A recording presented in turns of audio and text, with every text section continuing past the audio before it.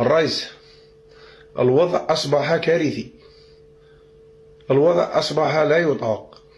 الماء درك ما عندناش.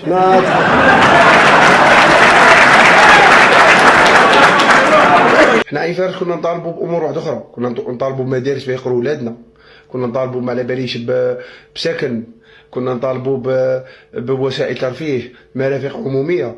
دروك رانا نطالبوا غير بالماء.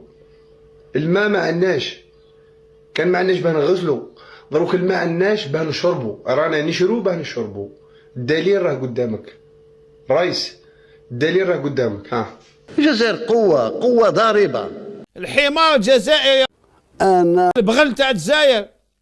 أنا هاي سيتي انا قدامك. يوميا كل يوم غادي يقول غادي نطلقوا لكم غدوه. شوف الشخص اللي رانا عايشين فيه. دروك ما فهمناش لافوت فينا احنا اللي رانا عايشين في عين فارس، ولا في اللي يطلق الماء، ولا في اللي ما على باليش في اللي يتحكم اللي يطلق لنا الماء. انا طالبوا طلقوا غير شويه ماس باه نغسلوا. ما نجمناش نعيشوا في هذا الوسخ، ما نجمناش. والماء تعيط له اليوم نطلق لكم الغدوه، المغد اللي عليه تيو ضاع، الماشينه حبست، التريسين تنقطع، بزاف والله غير بزاف. ما نجمناش نعيشوا في هذا. رانا نطالبوا غير طلقوا لنا الماء وصي. ما خصناش مشاريع بزاف في عين فارس، رانا غاير طلقوا لنا غير الماء بزاف. اليوم الحمد لله عندنا طائرات الضخمة هذيك تاع 12000 حتى 14000 لتر، راهم عندنا يسير فيهم الجيش، وعندنا الاخرين عندنا. يعني القضية طائرات إطفاء الحرائق، يعني أنا نقول لك قبل ما الجزائر تحتاج إلى طائرات إطفاء حرائق، الجزائر تحتاج إلى طائرات إطفاء الأكاذيب تاع حكومة تبون وكل الذين معه.